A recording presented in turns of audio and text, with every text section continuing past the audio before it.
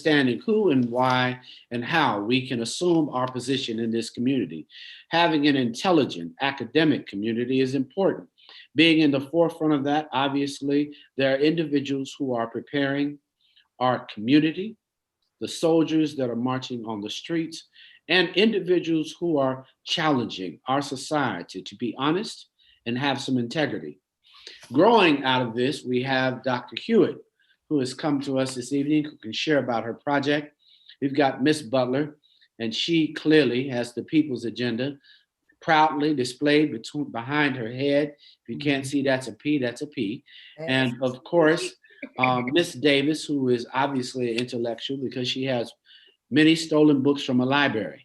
So we will say, and I'm just kidding for all of you, you don't need to check her collection. You don't stay away from mine. And then obviously, John Taylor, how are you all? Welcome to A Seat at the Table. Thank you for having us. Yes, we're well. But no, it's my pleasure. It's important. We know that, Morehouse is at the center of so much, but it is the individuals that are there to instruct and inspire and share the intelligence and grow the spirits.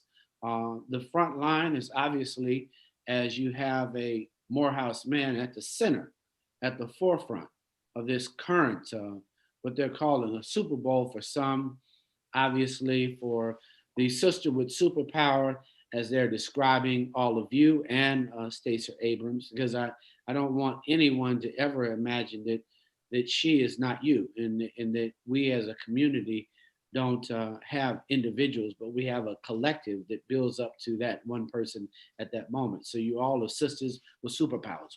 Boom. So Dr. Hewitt, why don't you start us up, and then we'll just go around and talk to our community and kind of just give us it. What happened to the black vote? So we began to look more closely at the Black vote, at all of our political power as being allied with organized labor, the Black element within organized labor, because we know that most of the people in our community are workers, and whether or not we're in a position to fight for our own needs and requirements is dependent a lot on whether we're organized. So with that approach, we decided that we would begin an international comparative labor studies program at Morehouse College. I myself come out of a Pan-African background. I spent a lot of years in Africa, and I looked at what happened to us after national liberation, how we got bogged down, how neocolonialism, how different exploitative forces ended up leaving us impoverished globally. Here in my own community, we recognize that we can only change that if we're well organized. And we figured the first place we should go is to social justice organizations. And then those are supported often by the labor movement. So that is how I got to know my sisters here, Helen Butler and Felicia Davis, both of who brought me into a lot of the things that are happening in Atlanta. And then my brother, John Taylor, who with Service Employees International Union, he too has supported the emergence now of the labor studies at Morehouse College.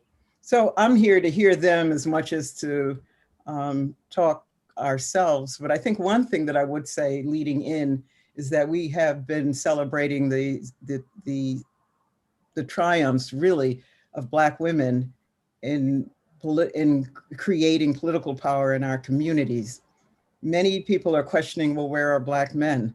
So when you open that question, Morehouse needs to step forward. So I think one of the things that we always stress at our ICLS is that, yes, women are doing it, but yes, men must do it side by side. And we want to reunite our community. We want to make sure that for every Black woman's roundtable, there's a Black men build. And for every other women's organization, there's a Black male initiative. So we're looking to hold hands across that divide, which I seem to feel that the media loves to perpetuate. Well, this media doesn't love to perpetuate it and roll it out. So that's definitely not our, but I do understand when you say that the narrative for those who have no stake other than to confuse can definitely offer something that is not congruent and clearly works to create a divisive narrative. So I understand exactly what you're saying. Why don't we go to the people's agenda, Miss Butler, and then we'll move to my dear sister with the beautiful library behind her, Miss Davis, if you don't mind, Brother Taylor.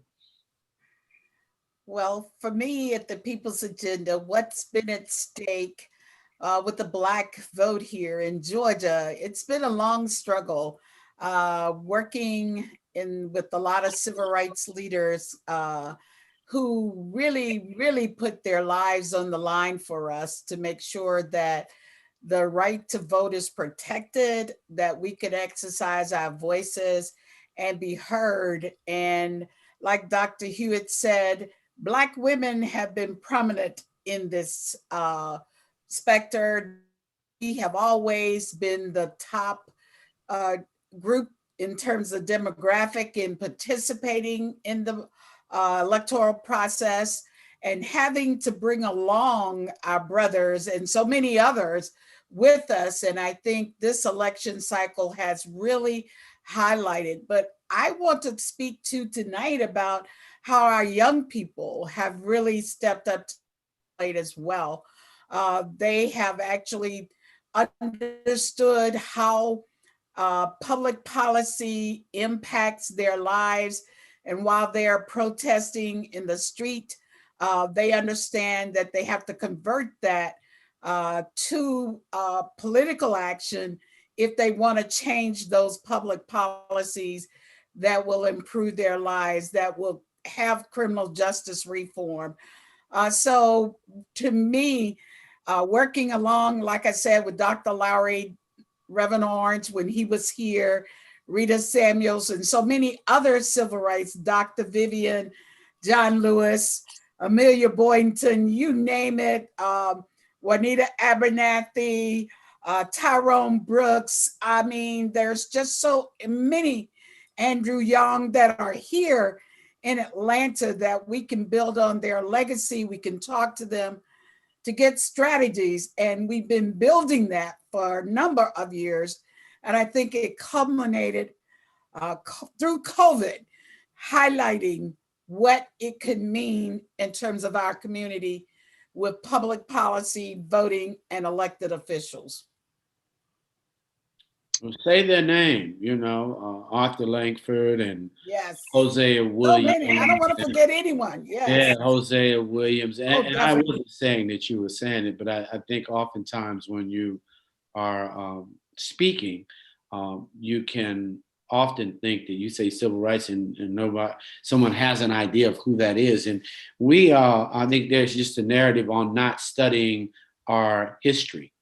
And obviously when they say it's omitted from the history books, it's like, it's not necessarily on them. So this is obviously a renaissance for us to say and bring even more prominently, instead of just driving down the street of Joseph Lowry Boulevard, maybe you should take a note out of his book and decide how you're going to look like, how you're going to walk like, how you're going to talk like Joseph Lowry, so that you have a little bit more in your playbook. And I think that's often not how we encourage each other, but to mimic greatness so that you can have a speech prepared, versus just a rap song that will never pay your people any profits. I don't want to miss, and I know that library looks so great. Can't wait to come by and get a book, even though I'm not visiting humans right now. This is a beautiful movement. Miss Davis, if you would share with us. Since you reference one library, you'll see that's a chess set with some Zulu pieces and some Ndebele pieces, and there's some dolls. There's a few books. But let me just say that I've worked on civic engagement and get out the vote for a long, long time.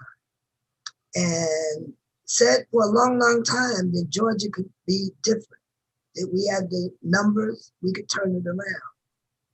I also said that, folks, if you need to get something for your vote, if somebody's asking you for it, you need to get something for it. So we have been in the habit saying, voting, Dr. Larry, voting is a sacred right and for us a moral obligation because John Lewis got beaten his head, et cetera, at Independence Bridge. But the reality is, the one lesson we learned from a certain segment of voters is that the base expects to be taken care of. And the base can expect to have at least a good number of their demands met. And so for all of those that I've worked and struggled to pull out, I think it's incumbent upon us going forward to ensure that we are able to cash that check. And especially, we've been through having the first Black man elected president. And now we have a Black South Asian woman, Howard University, Bison, HBCU grad, vice president-elect.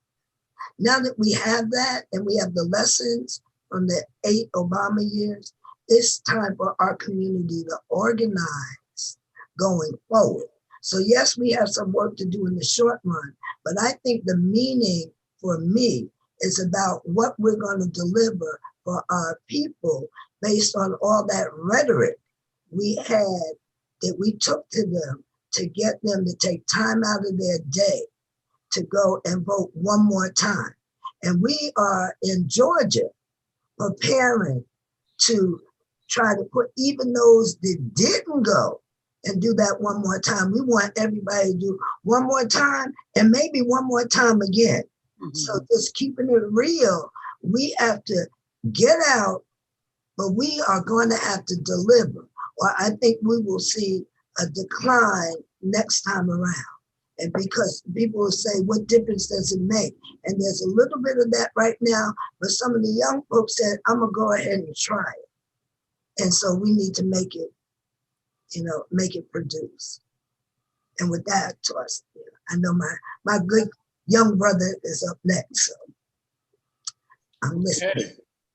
I look forward to Miss Davis directing the rest of this seat at the table, because she thanks for doing that, Miss Davis. And I'm gonna come over there and play some chess with you virtually.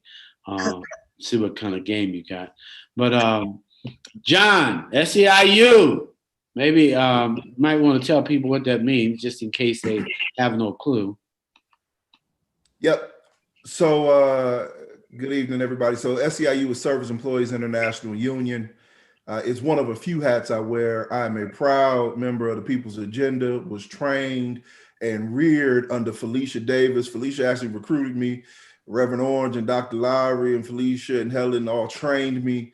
I'm sure I was a pain for many years, but I figured some things out along the way. And yeah, I think labor showed up in a big way during this election cycle, especially in Georgia. We supported infrastructure in places. We have to think about the fact that Georgia has 159 counties. We've got places where there's nothing else other than a little labor hall and a grocery store. And it's in those places where, if People's Agenda, representing 53 of those counties hasn't reached that small little county outside of Early in Southwest Georgia, then it's a labor union that's reached that county because there's a job there and there's some form of organized labor in Georgia. And so there's power in being able to connect with the State Federation of Labor and say, y'all cover this territory, we'll cover the ground by the metro. It made a lot of sense. And then also I'll say that there were resources that came in nationwide and that will come in again nationwide to support the Senate runoffs. I've had no less than 10 phone calls in the past 2 days where folks have said, oh my God, Georgia, you've been talking about Georgia for a decade and we see what you mean now. Well, We could be the kind of folks that say, well, you weren't there for us when we hollered the first time, so don't bother. But that's not who we are. We're the kind of folks that say, come on in. We need your help. We need your support. We need your energy. We're going to build. And we're doing that. And then one of the other hats I wear is with Black Men Build and Black Male Initiative Georgia. And so the reality is the question about Black men, you know, we answer in one way. When they say, where are the brothers at? We say, we're right here. The brothers have been working. The brothers have not stopped working. And quite frankly, they always put brothers up against sisters. Black women voted at a 94% higher rate for Biden Harris. Brothers were at 90%. Young folks were at 90%. The only folks we look bad next to is our sisters. Because the truth of the matter is nobody does it better than Black women. And we're here to say that we recognize that, we support our sisters, and we stand with our sisters. Because no matter what we do separately, together, we do so much more. And so it's a false narrative that Black men are in competition with Black women. And it's a false narrative that we're going to sit back and let the sisters carry us a long way. Now, I will be clear. Sisters have carried us a long way and continue to carry us. But there are brothers out here that are lightening the load. We are not going to sit back and watch the sisters do all this work and not give them the credit for it, number one, but two, not step in and do work as well. So brothers are showing up. And then I'd like to just say that we know that there's a gap in turnout, but we don't think that's just about Black men or Black women being lazy or apathetic or not being part of the process. It's because the message is off. It doesn't appeal to us. It's because the metrics are off. They don't really account for us. It's because the theory is off. It does not really deal with us. The Democratic Party will tell you you need to touch folks 3, maybe 4 times to secure the vote. Well, as a Black man doing Black male organizing, I could tell you you need 8 to 10 touches to get us. The first 3 just gets us listening to you. I can tell you that when you reach out to me and you say, hey, John, have you voted? I just don't even look at that text message anymore. And all the brothers I talk to that we reach out to, they don't really look at that text message anymore because they're down for issue-based organizing.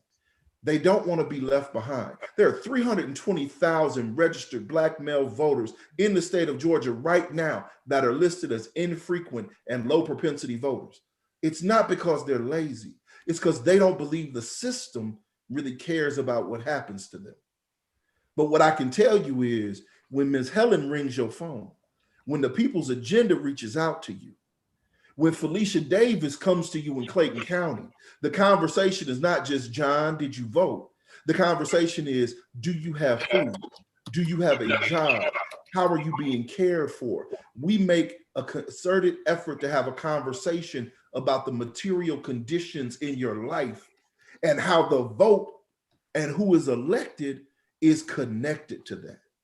And that's the critical piece that is oftentimes missing, that we're not just talking about whether or not we go to the polls. We're talking about what happens the day after the election. And we're still there. People's Agenda is 365 days a year. They're there. Felicia is always working in Clayton County. Morehouse, even during the pandemic, Dr. Hewitt is working with us to put together a survey for Black men. Even now, the work continues. So I'm proud to be able to say I stand in support of Black women in our community, and proud to say that I represent Black men who aren't on the sidelines, because we know the sidelines is not where the party is at. So we're involved, but we are also holding folks accountable to the false narratives. We are holding folks accountable to the negative stereotypes about Black men and Black women and Black communities. And we are clear about the fact that we stand together and that without us, nobody gets elected, right? And so if that's the reality, we have to ask the question about why resources keep getting put in late and last minute, and they come in short to Black women and Black men. Black women spent decades supporting a party only for the last 3 to 5 years to get some notoriety and some shine. That's ridiculous. Tireless hours of work, hundreds of hours of work, thousands. It's ridiculous. And Black men, I mean, come on. We still have no shine, but we're still here supporting. because we know the only way we get through this is with our sisters. So And we're here for it. Amen, Pastor. No, that's Is he a preacher? No, not Oh, okay. You know.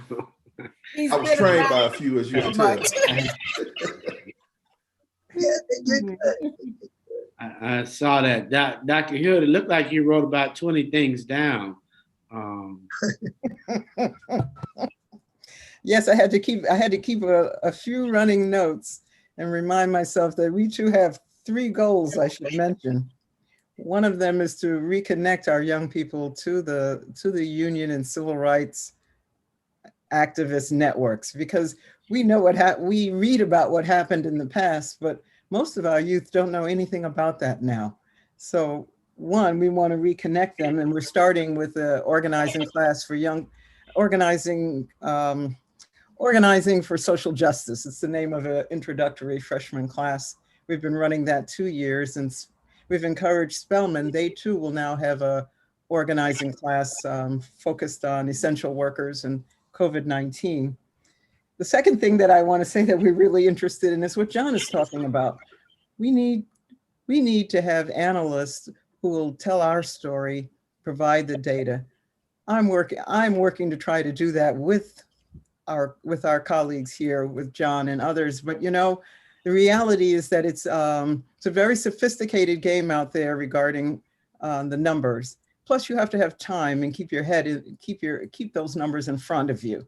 I've met some extremely sharp young African-American quantitative analysts, but I don't find them in Georgia. So that's one thing I wanted to just kind of throw out there. If you know that really sharp analyst who really can crunch those numbers, who can defeat whatever arguments are going down in the academic journals, and that person is here in Georgia, I'd like to meet them. I'd like to bring them to our project, but I don't think they're here. So I think what we need to do, for instance, I was at University of Michigan and I met brothers and sisters from Howard University Graduate School, political science, and they blew my mind with what they could do. But where are they? They were everywhere else around the country, but not in the South. So we would like to have a quantitative and strategic research center, which would help us to sharpen our analysis for the long run, because we do know that we're just in this short period now, everyone is looking at us, but what happens next? You know, how are we really going to shape things? And then finally, I just want to say, in terms of our history as Morehouse, and what else I want to do is that I find that Black men and Black women, but Black men move on the basis of values. I sat down in a meeting where, well, I'll say where Black Men Build were speaking, and there was almost every brother brought out of him the wisdom that he had. And there were not just 10 or 20, dozens and dozens of brothers together listening to this wisdom. The thing is that our people fundamentally have always kept in our culture a belief in right from wrong, a belief in our spiritual connectedness, a belief in humanity. We go for Black power. We don't go for Black power because we just want to raise Black people. We want Black power to raise all people, because that is what we do. And so I think that whenever we're talking about bringing our people together for a vision for the future, that also can't happen if we don't look at who we are, because we're not just about the material. We're not. I don't believe that.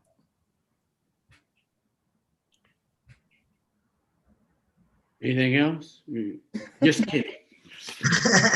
I know I have to learn to, I have to try to put it out there in bite-sized pieces. I'm not certain I believe what you're saying. I think oftentimes the invitation for what you do, I'm just meeting you. So even as a media company, op-eds from everybody here could have been written, videos produced, and everything that you do, we take it and put it out. I think the narrative of invitation has to be something that everyone is really clear about.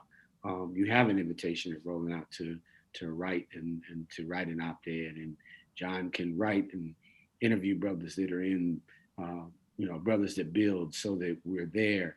For most Black media, you're just at a financial deficit. So it's not like the Democratic Party decided they were going to advertise a ton, nor did they ask us to shoot a video, nor did they pay us to organize, nor did they ask us for strategy, nor did they connect all of us to each other. I think that when you say the names that many of you have said, I'm a little closer to Miss Davis, but I'm really appalled at the lack of transparency on where the spend is.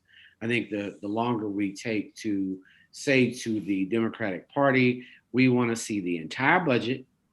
We need people in the room who can motivate and talk about where you're spending the budget. And we don't need your consultants to omit us. And then we need our percentage of how we vote of the budget. I think that's a very different narrative, because we might choose a sandwich for a couple of brothers versus a TV commercial, John.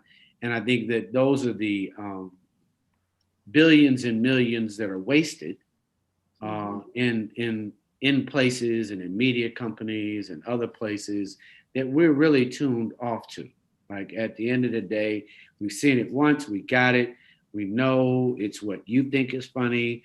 I'm not sure I think him having a dog is funny, but you think it's funny. So y'all said that's funny, but it ain't that funny to brothers, and it ain't the type of dog that most brothers will have, but it's the dog you think we like it. And so you alienated me by making somebody else happy with a dog.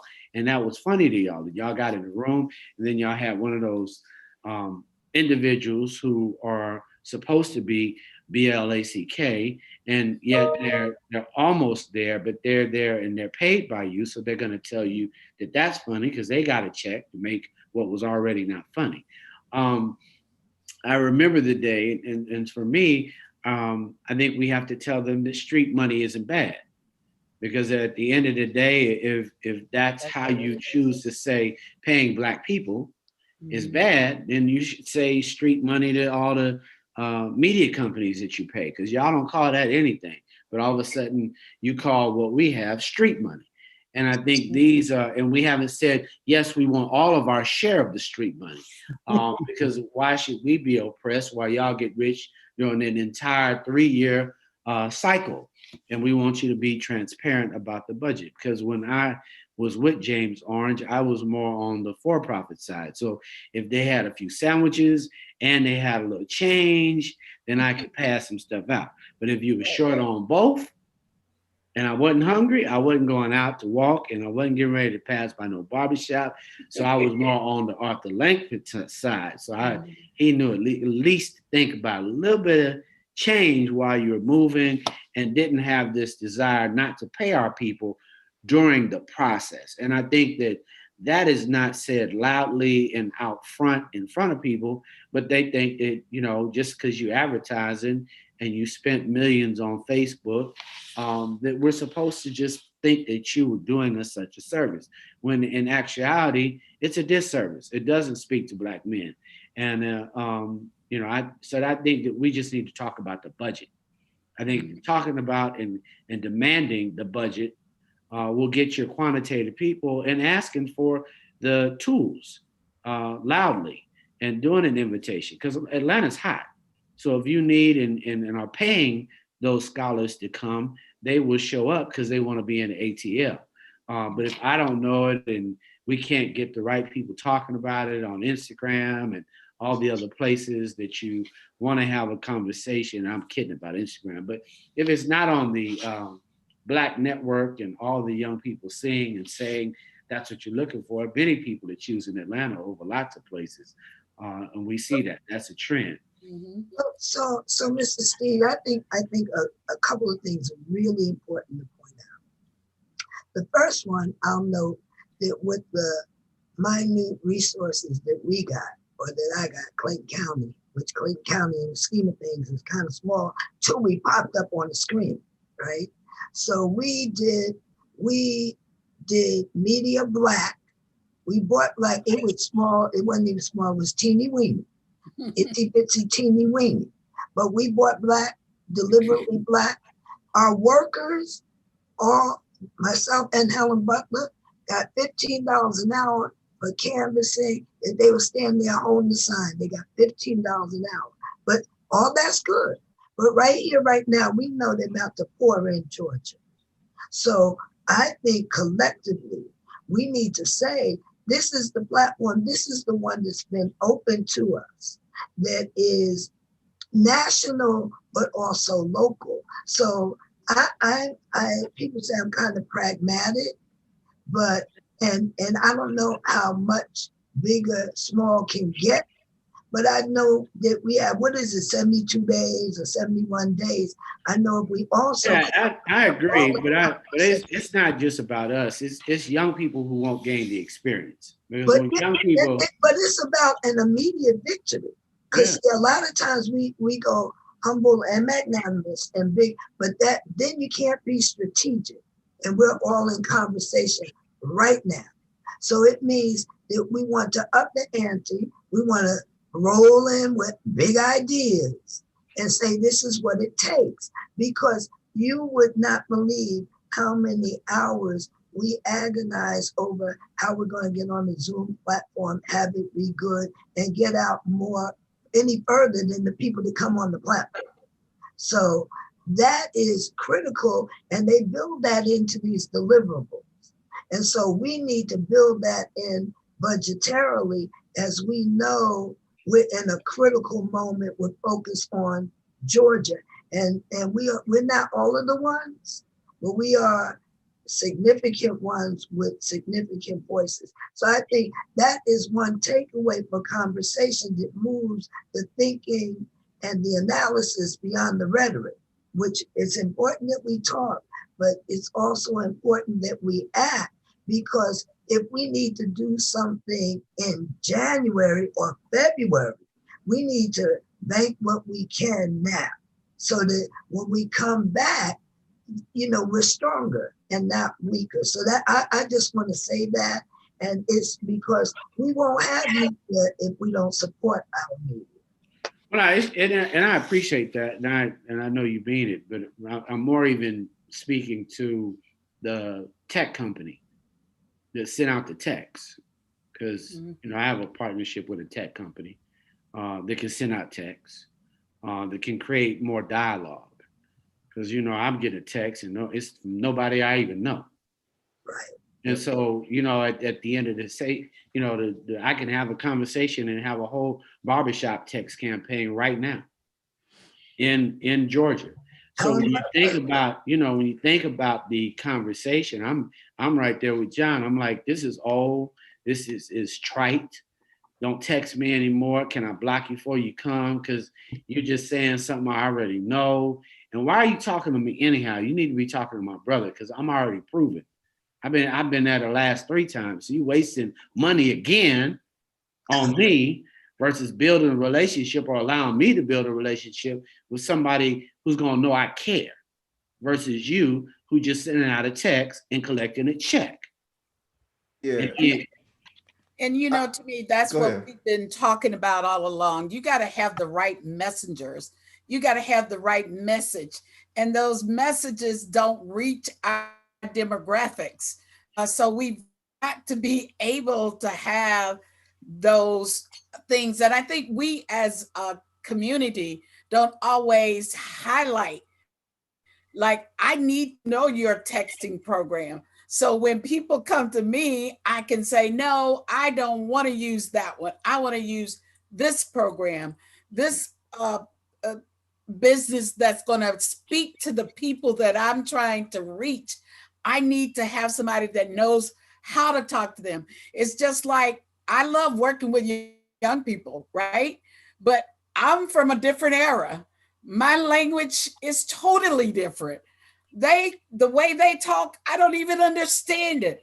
I need an interpreter. So what we've got to learn to do is to marshal the resources we have, make it known. So when we do contact with those resources that they're bombing us with now, we can put them with the right, and necessarily just with the same old bland stuff, like John said, that I'm tired of hearing that, you know? Well, I don't even know you though. I don't even need this. Worst part is I don't even know you. You just trying to say I'm from this group. What? I never signed up to talk to that group. But what's crazy about it, so like, for example, Black Men Build, when we put our lit out on the ground for this general session, our lit doesn't say vote for this candidate or vote at all. Our lit says who's afraid of Black power, right? We start with a conversation about power. We start with a conversation about value. No, I didn't get one of them hoodies, man. Brother, I got a shift you can work and I can put it in your hand, but I tell you, the game cannot be sold. It's got to be earned. Any brother you see, a sister you see wearing this hoodie has been out on the ground talking to Black men and women about what has to happen in Georgia and across the country. But yeah, so like we use the all Black firm for our text messages. We have an all Black digital and comms team that runs our work out of Militia Design. We've got Black organizers, field organizers, and directors on the ground. But this isn't stuff that we just made up. I learned this from Reverend Orange, from Dr. Lowry, from Helen and others, right? We learned how to build a network and support one another. So it's not new, it's just that somewhere along the way, and this goes to what Dr. Hewitt was saying about labor, somewhere along the way, the people who are in positions of power, who can make the decisions, always choose somebody other than us. Mm-hmm. And we have to have some ability to hold them accountable. You can't say you're my friend and never hire brothers and sisters to do your work, right? That doesn't work. If none of your contractors look like me, or the same 3 contractors get all the work, there's a problem there. Because one of the things that we said with Black Male Initiative and Black Men Build is that we're going to be here after the election doing base building work. I don't want brothers to come out and canvas with us. We were paying brothers $20 and $25 an hour because you're in a pandemic and there's a higher risk and a higher crisis. But it's not good enough to pay somebody to be a canvasser. This is multi-billion-dollar industry work. I want brothers to be able to run their own consulting firms. I want folks to be able to run their own data analytic firms, right? We need somebody other than just hit strategies. Great work, but we need more. Because the volume of work that's coming, no one consultant can handle it all. Because we have woken a giant. So I agree with you 100%. It's not good enough to just take pennies. But like Felicia said, when can we make small a little smaller? What's the maximum amount of the little bit? Because then there's a different conversation about who's cutting the pie and who has access to the real resource and how are we dividing that out in a way so that they listen to what we have to say. Because honestly, it's not even good enough to have a seat at the table anymore. If they don't listen to what you say when you're sitting there, they're just wasting your time. We got to have folks that care about what we say. And if Georgia gives us this unique opportunity because we have a pandemic and we have a racial justice moment and with an uprising, and we have all eyes on Georgia for 2 Senate races that will determine the power electorally in this country, then we leverage that, in my opinion. Just like I learned from Helen and Felicia, right? We leverage that in order to get the resources we need. If Dr. Hewitt is saying we need to have somebody that is versed in data analytics in Georgia, then we should have one of the labor unions that could say, here are my 3 best that I'm sending you, so they can start training some of your Morehouse students. Because it's not good enough to drop in here and do it. When you leave here, there has to be capacity for the future.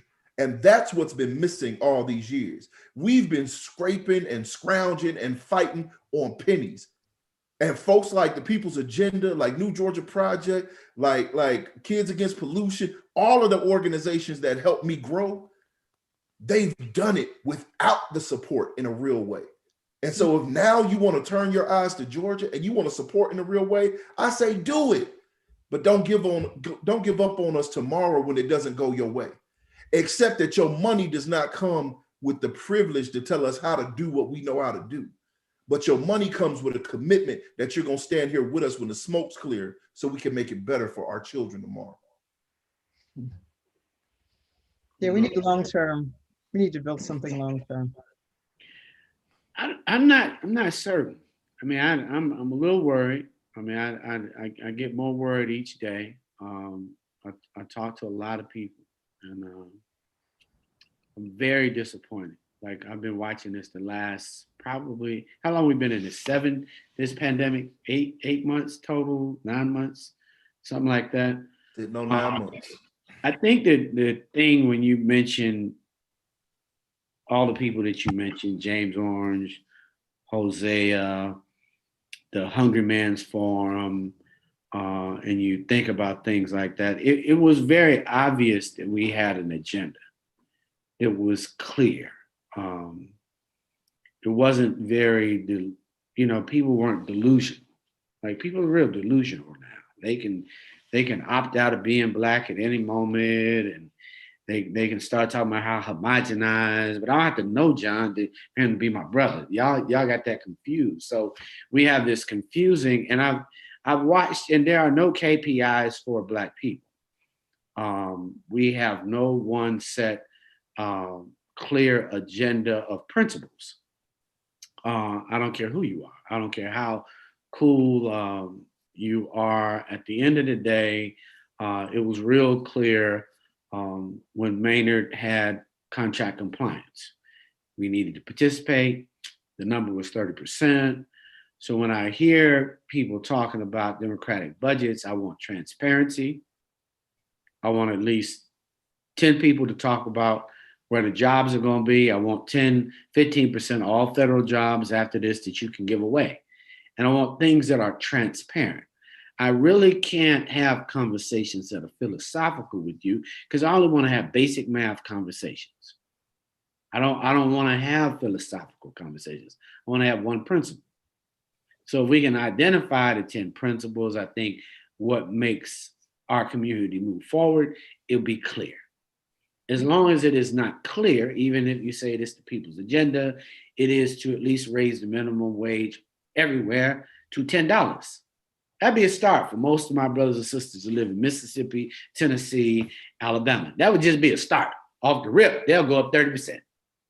So for me, it is not obvious because everybody, you from Chicago, you at least from Atlanta, we start our babies at 10 and Great John giving out 25, but we know those individuals in Tennessee and Indiana, they are starting at $735, and that is the max they're getting, and they're having to live off of that. So I'm working to figure out with all of you that, it's the KPIs and the Black principles that are, when you start talking about being a Pan-Africanist and all these things, it's really clear that they were saying, be Black. Be proud, and let's figure out exactly what our objective is. And I think that nobody understands what organized labor is because they're not sure how it fits into their pocket. It has been one of those things. I remember SEIU when I got here. There are tons of people that were involved, and they had the telecom workers contract, and we're helping those young people there. And, it was clear where they were. But right now, it's not clear. I'm not sure that there's a Black agenda tomorrow that we could put on the wall and have 10 principles. Whether it's education, what's the principle? If it was finance and home buying, what's the principle? If it was how many Black PhDs we want to graduate every year, where is that principle? And I think that there's probably a need for that type Black Congress so that we can not think of this seat that is we're saying, let's run for a seat. We've got to run for a Black agenda that is very clear about power. And so when we say, and we keep talking about these parties, we need to talk about the Black Power Party. So at the end of the day, it's about Black power. It ain't about how can we do this and that for these individuals. Because if these individuals, and even those running, don't have a consciousness for the Black vote and the Black dollar and the Black education and the Black skill set acquisition and the Black demands for corporations who have abominable numbers, like many of these tech companies. Stop making the excuse. There isn't a Black city that has a Black mayor should be doing any business with one company that is not doing business with Black people and have a hiring practice where it is measurable. But for me, and I talk to y'all proud people. I'm just a guy that sells advertising for a living and writes children's book for a hobby and has a new bookstore called blackbookstore.com. But at the end of the day, I'm just welcoming you here. But I really hope that we can figure out at Morehouse so that the guys have a Black principal. And we know how many Black attorneys we're going to graduate every year so that our people can have representation, and how many doctors, and how long we're going to let our Black epidemiologists not being seen on CNN and MSN.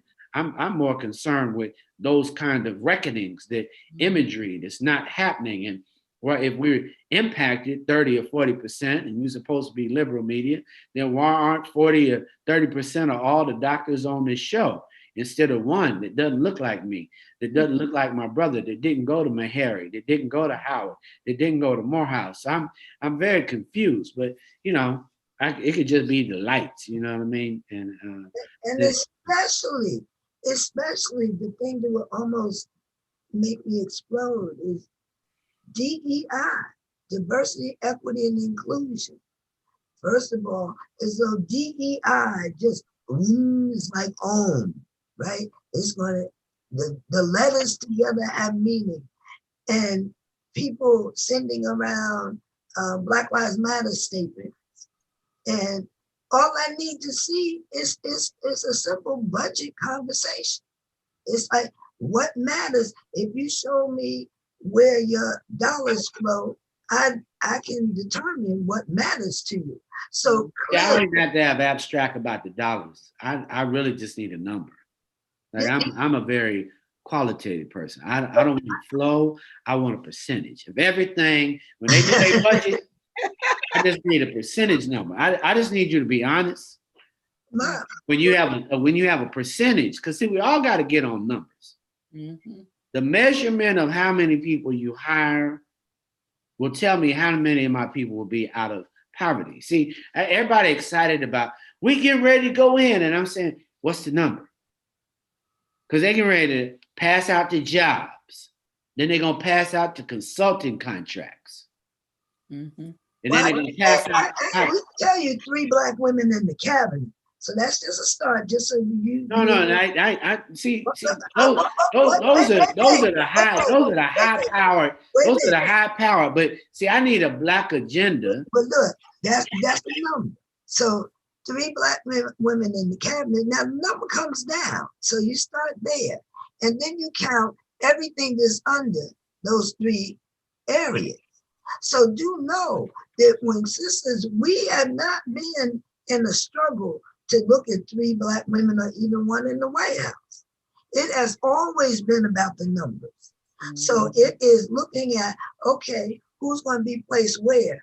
Who's going to be under them? And what is the one thing they asked us, Helen Butler, they asked, what's your wish list? So I said, well, number 1 for me is reparations. They were like, okay, you might have to part that. I said, number 2, I want to know a breakdown of how much do Black women get? Contracts, jobs, everything. You cannot get that number in the federal government at all, period. You can call Commerce, you can call anywhere. In order for me to ask for my piece, I have to know what I'm getting. So number 1, ask. That doesn't take anything. Just tell me what Black women get. I want to know contracts, jobs. I want to know everything there is to get. I want to know how much the Black women get of it. Now, beyond that, in terms of being sure, I'm real nervous about that conversation, because when we say alienate, when we start talking in a gender conversation, and I just want to share this because I don't want my community to understand why John gonna have a lot more work. when brothers start hearing and sisters, and I hear y'all, and I want you to understand, the longer we have gender conversations going in after this moment, I want you to understand it's going to alienate a lot of brothers. And it may not be obvious to you. It may not. And I know a lot of y'all powerful established women. And it's not only putting off to a brother, y'all don't even think in the conversation what he think. So now y'all doing what we used to do. So in this conversation, the worst conversation is I, me, and mine. And when I hear this conversation right now, it's not we, our, and us. And see, if it's not we, our, and us, I'm getting this division, and brothers check out quicker than y'all anticipate. That may be true, but the No, it's a fact. We don't have to do the math.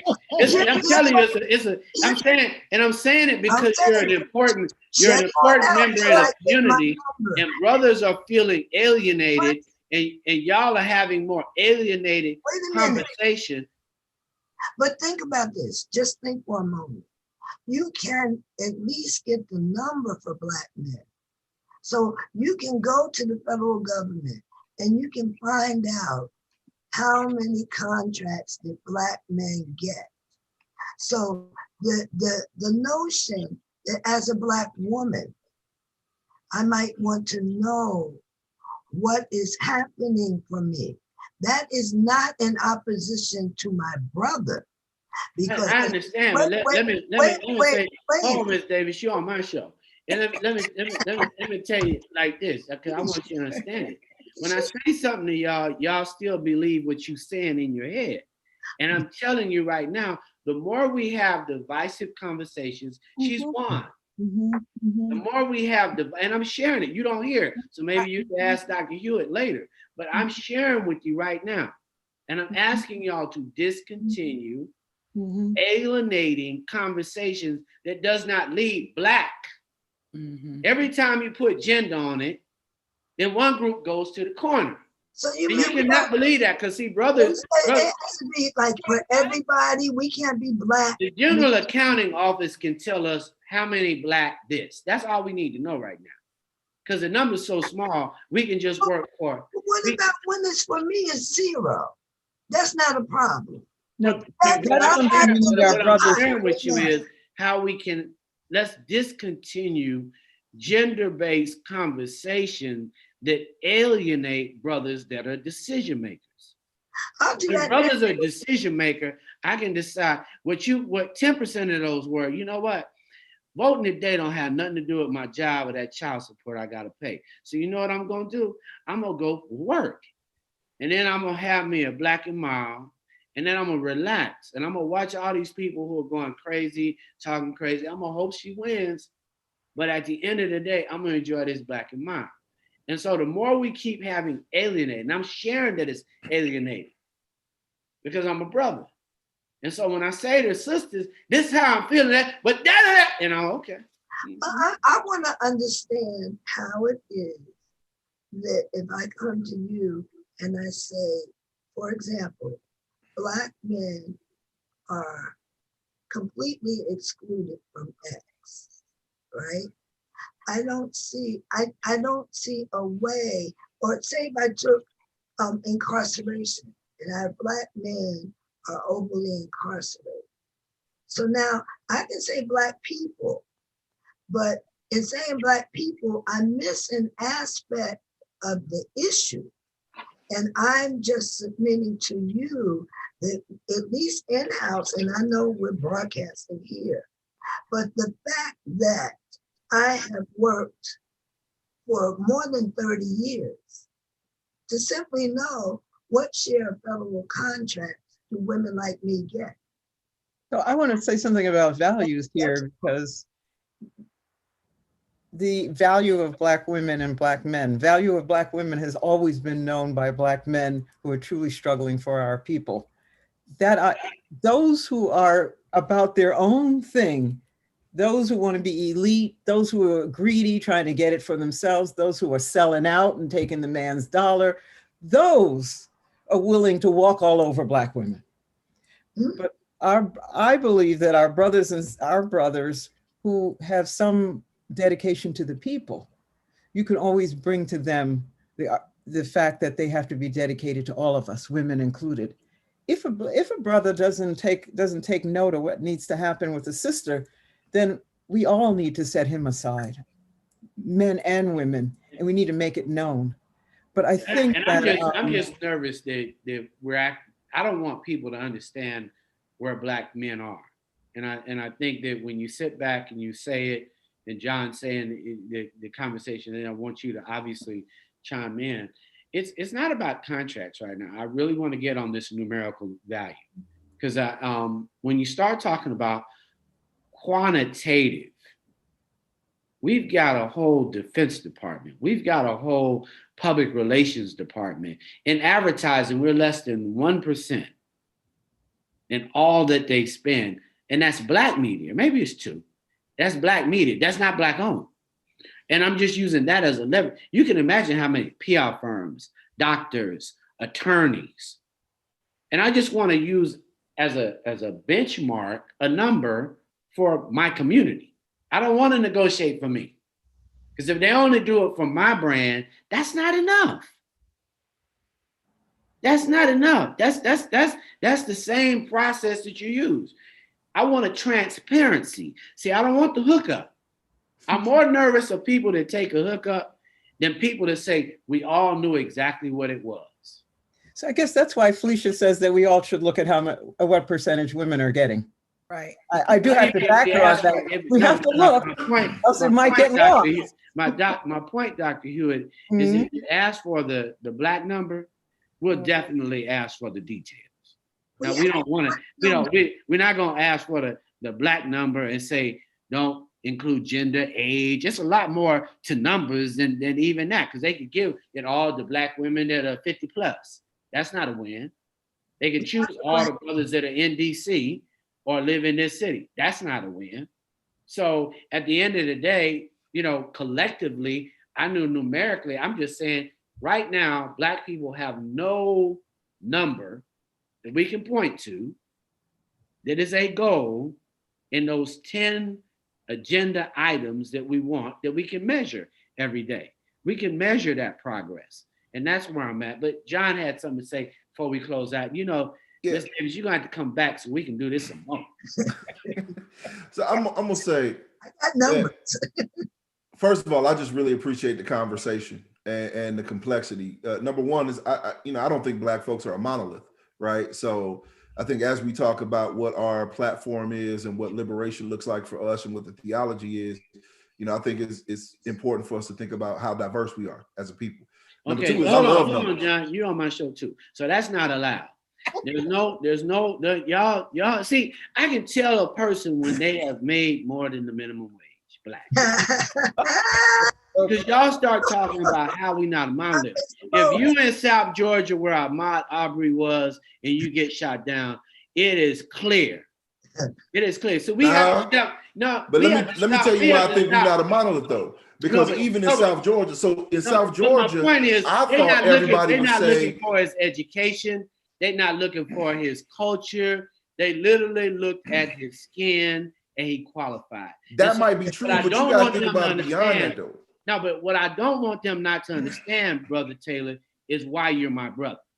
And at the end of the day, our principles get lost in our preferences. As soon as we have principles that have preferences in Black people, I become designer Black. I promise you, I become vegetarian Black. If you talk about not a monolith, I become geek Black. Yeah, but that's the point. All that Black exists already, right? Right, but when I was in James Orange, it was just Black. So when I was with Arthur Langford, it was just Black. It wasn't Black. We not a monolith. No, brother, we are all just Black. Because when they lynching, they not looking. Right. They say it's 3 of them over there going down the street, and they don't belong in this sundown town. So look, I hear you, and I agree with that. When I say we're not a monolith, I mean all Black folks don't appeal to the same messaging. So let's be clear. You do have them vegetarian Black, them I'm into hip hop Black, I like rap Black, I'm old school Black. There's different types. Black come in a lot of different ways, but it is all Black. But I want us to understand that the same message does not resonate with every Black person. I'm not worried about that. Right now, I want all Black people to be able to identify a number with Dr. Hewitt that is a Black number. See, the one thing that I'm very clear on is progress. I don't let me know ask you this somebody question. said, no, but I'm just You have asking. a number? I want to hear your number. That's what I'm about to ask you about the number. How do you get to the number when we at different people at different places? So you talking about a number, you may say the number is 30%. I may say the number is 50% of everything moving. We not the same. So we have to have a conversation about our differences amongst the Black community and understand where we get to a number at. That my second point was I like numbers too. But in order to get to a number, we got to understand what people's motivations are, right?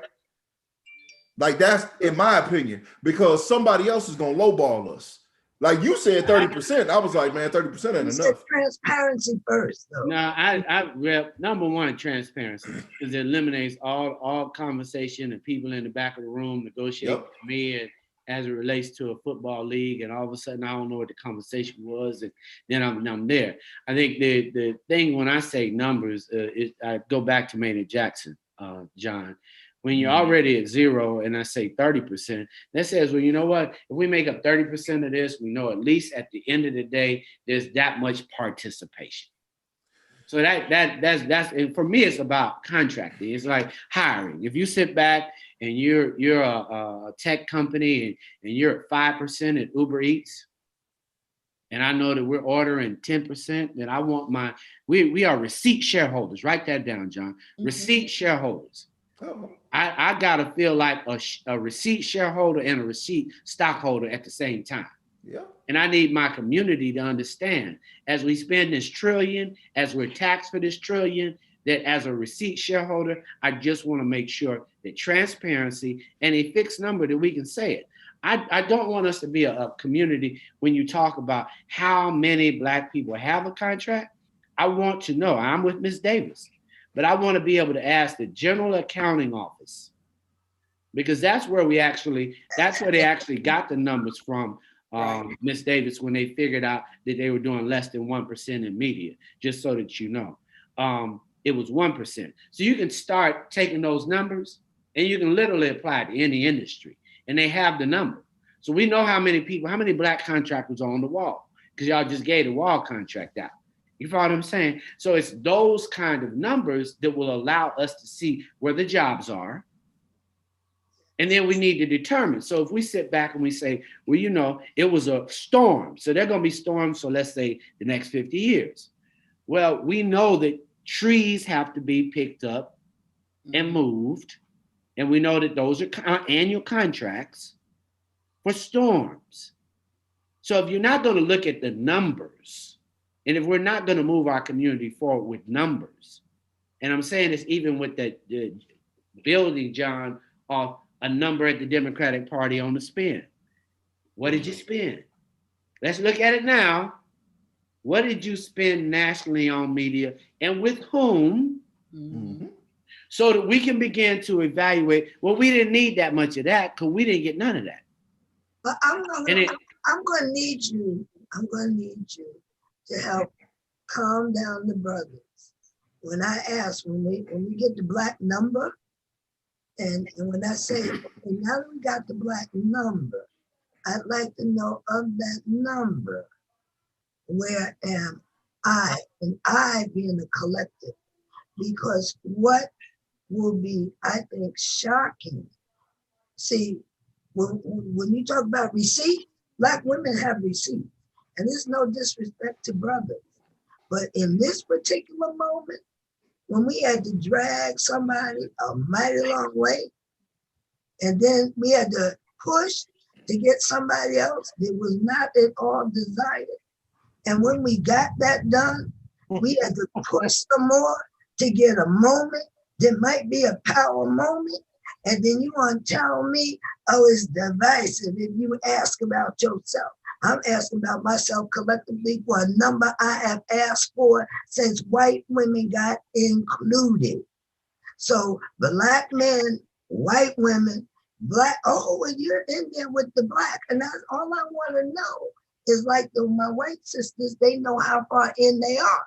I'd like to know how far in I am, because I believe that will inform not just me, and it's not about what I want. It means we can stop being divided. Because when they say women, oh, you in there? Well, when I looked over with the women, we're not there. Oh, no, you're not here because you're counted with the black.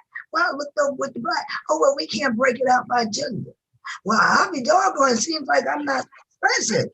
But Well, we're gonna use the practice they have, right? But we're gonna use the practice they have at the census, and they break it down by gender. See, I only want to use GAO. The census. I only want to use numbers that they use already. So it's not even like we got to recreate them. Can I just? There's one thing that you said, Brother Steve, that stuck out when we were talking about the gender piece of this, and I just wanted to flag it. I heard you say it's divisive because, and correct me if I'm wrong, if y'all start just asking about yourselves, then you doing the same thing we did, and it puts us in the same situation. I agree with that. I think that when we only talk about gender, it sets us up for failure. We think it's, black men are bonded to black women. That's clear. We see our elders and our youth as our greatest resource. It's clear, right? We're not doing nothing without sisters.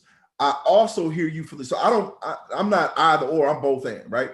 Both, we need to have a conversation that is about black overall. And if brothers are in the room looking at these numbers and we don't ask the question about where our sisters are, then shame on us. We need to fix that. And when we take this data back about all black to the room and ain't nobody in the shed but the brothers and the sisters, we might be ready to get yelled at a little bit, because how it is, we didn't have these contracts for 50 years and not one sister that run a firm got a contract, right? So there's some contradiction. That's also part of what I meant. There's some stuff we got to atone for and we got to address as brothers. But in this moment, when sisters have leverage, if sisters focus only on sisters and continue to project the narrative that you drug us a mighty long way, brothers will look at you and say, you don't appreciate anything I did up until this point. And you're not even taking into consideration all the bullets and barriers that I face, whether it's incarceration rates, whether it's systemic oppression, whatever it is that I faced as a brother, them hits I took, even if a glancing blow that gave space for you to advance to the point where you are a little bit, not taking anything away from you, because I didn't do it for you, you did it for yourself. But understand, if there were no black men, who would be most hated? It'd be y'all. We didn't drag you. I'm gonna leave. All right, we've gone and you waited so long to start this up, but I want you just to hear, and John is in your circle, so you might want to listen. I'm just sharing it out loud for our community, because I don't want us to continue to alienate each other and not speak to it. We're really going to have a consensus very fast, because it's not really, to me, the election is important. The movement is important, but that's not my movement. My movement is a Black power movement, is a Black people's movement. My movement is my community. So it is not like going to stop at that moment. I didn't start my communication and brand, and it's been Black. That's it. That's who I serve. That is the community I serve. That is the community I need to care for. That is the legacy I will live with. I'll be okay by that. What I'm sharing with our community is I want us to stop polarizing each other in this moment, because there are things that haven't been said, that brothers can have feelings about at this moment. It's just like they say, well, who was this person married to? Brothers can have a feeling about that. Hold on. But we only talking about this one person. See, when people start that, they start pointing this way. I'm just saying, but it's a conversation that people say, well, how do they feel that way? When they say how do they feel? And just like y'all had snap back right quick, we're gonna have to figure out how our community comes to one place. I agree. I agree that and if you look at the civil rights movement, they had a focus. They had a central focus. I agree, we need a central agenda, but you have to understand that we are talking about a lot of women who are the heads of these families that we have to look out, how do they get their equal share? And the Black guys are not even there. So we've got to, at first, I think, Ms. bring out. Butler, I'm telling you, this is my show. We got to bring out community. And it ain't like your brother don't understand everything that you said. I don't want you to understand. That was my mother calling me. And she 87 years old, and she know I got to call her back. But I just want us to remember this moment that we all have to come together. I agree. Because we're not going to be any good to each other with the kind of conversation that's happening. Sister say, well, what do you think about this moment? I said, it's your moment. And she said, well, what do you have for this moment? I say support. Good. So I got support sauce right now. I got plenty of support sauce. When people look at what happened in Georgia, and I watched it, everybody watched it. It crept from being kind of a pinkish state, and then it kept creeping, and it was bluish. And I watched it. We needed 45,000 votes. We needed 20,000. We needed only 2,500. Where could those 2,500 come from? Right in the places at Clayton County, 71% Black, the blackest county in Georgia, right in all of the South Side that John. No, but that's what that's not saying is that's old Atlanta.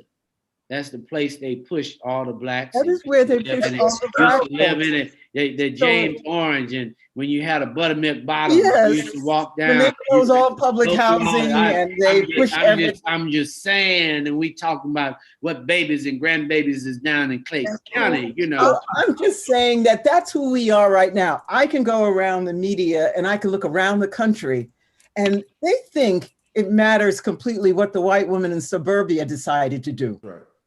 But that is not what's going to happen in Georgia if we make a block. So if we stay a block, we find that principle. And so if we look out for each other so that Black women do get their share, if we look out for each other, if we are a block, if we make sure that the money that flows in today doesn't just all get spent, and it's not like we do need to pay people, but you also need to keep a war chest. Right. I don't think Georgia will ever go back. Right, but you don't have to let it ever go back. But see, that's why transparency matters, and that's why Brother Taylor, Miss Davis has to get in the room, because they're going to spend the money. They're gonna spend millions of dollars, and they're gonna spend it with whom? And so when you sit back and you say Clayton County did it. It changed when Clayton got on that map. You better believe what was going to happen. I'm just saying, so all of a sudden, are they going, no, but are they comfortable giving and supporting the people's agenda and Miss Davis for $3 million? They're not comfortable. They're not comfortable. Right, but you see what I'm saying? So when you think about they have no choice. No choice do they have? I like that number. No, hold on. Because that's where the real honest conversation on getting out the vote needs to be about. Okay. If we're not going to use real numbers, because you can just say, well, what are they going to spend on a television station that got 3 letters? Which one? We're going to get the most of that. When you sit back and say, well, but will that feed a family? Mm-hmm. Will that buy lunch for a barbershop? Would that feed my babies at a daycare center? You know, I think that it's the least of mine that I'm most concerned with, Brother Taylor. I'm not worried about will you be able to eat or buy a hoodie or give me a hoodie. I make hoodies every day. I just steal the concept. I'm Black, shit. You know, copy that shirt tomorrow. Take your picture and have it out tomorrow. We make the money and share with you and tell you I have fun. But, you know, still love you. But my point is, I think it's the numbers and the dollars and the transparency coming in that we've got to make some very loud demands, because even the people working the budgets are not in Atlanta. Mhm. And they don't necessarily know or love the individuals that we're working to tell them this is your stake. And the one thing I loved about Hosea Williams and Reverend Laurie and James Orange and Rita Samuels and her husband, who I work for, Miss Davis and Miss Butler and Brother Taylor, I got a check from all of them. Mhm. All of them. They never left me hungry or broke. If I was in the streets, never hungry or broke. You know, you got some spare time, never hungry and broke. That makes a difference in a community that we haven't said to the Democratic Party about your spends.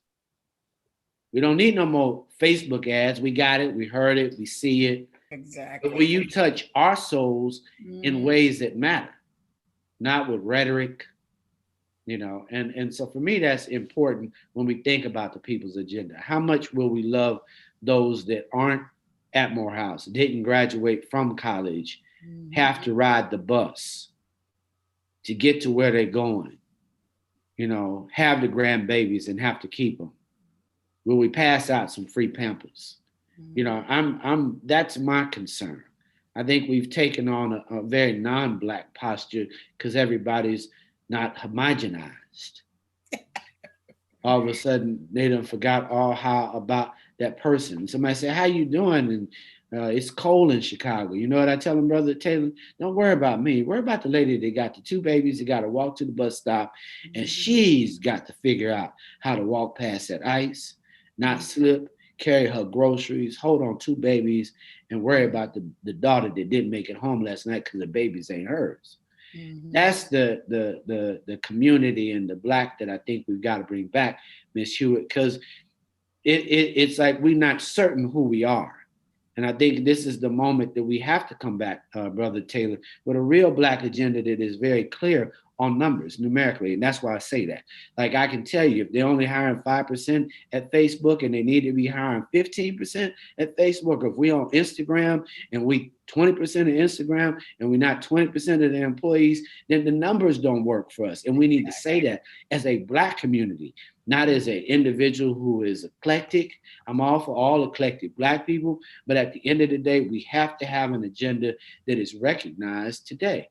So I want to thank you all for coming to a seat at the table. We're 21 minutes past the time. I want to thank Miss Davis, because she has been on my show before. She spent a little bit of time and a lot of money with me.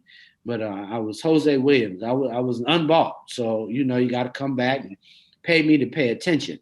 But the one thing that I will love, I want to say much love to you all to your efforts.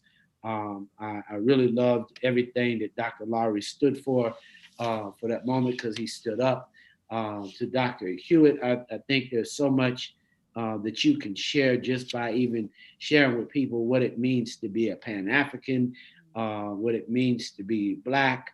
I think we just all missing that moment. There is something that we have to say that will, Brother Taylor, make people not say Black but.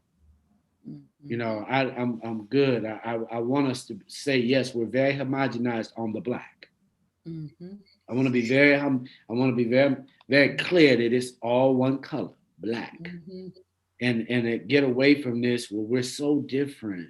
Because as soon as we get that, they hire that different one. The one we've never met before.